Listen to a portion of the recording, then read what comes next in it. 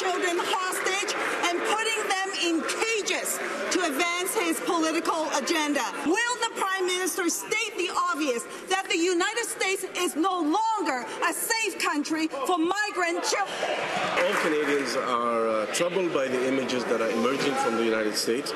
The lives of these children are very, very precious, and we continue to monitor any changes to the domestic asylum system in the United States, as we are required to do so by the Immigration, Refugee and Protection Act. A cautious response there as the issue of family separations at the U.S. Mexico border heats up question period today. And now south of our border, plenty of pushback to the controversial policy that's seen thousands of immigrant children taken from their parents. We should be able to agree that we will not keep kids in child internment camps indefinitely and hidden away from public view.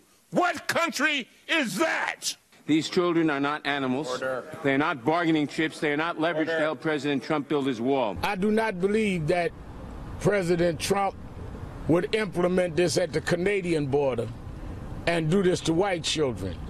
There is the inference here that because these are children of color, that there's a different policy for them. The family separations are part of a zero-tolerance policy from the Trump administration.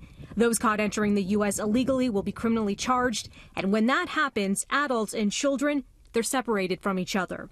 Today, the attorneys general of more than 20 states calling on U.S. Attorney General Jeff Sessions to stop endangering children by separating them from their families. Also today, Donald Trump meeting with Republicans on Capitol Hill to talk immigration legislation. It's an emotionally and politically charged issue just months ahead of the midterm elections. Trump also defending what's happening on the U.S. Mexico border.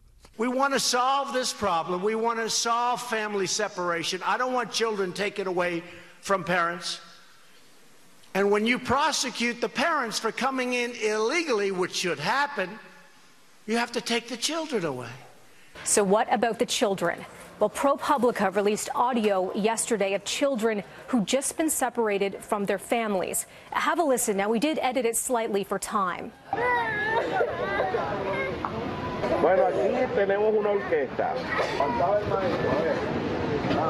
Border agents heard joking there as kids were crying, saying, "We have an orchestra here." The kids explained they're from Guatemala and from El Salvador. They're also heard asking for their moms and dads.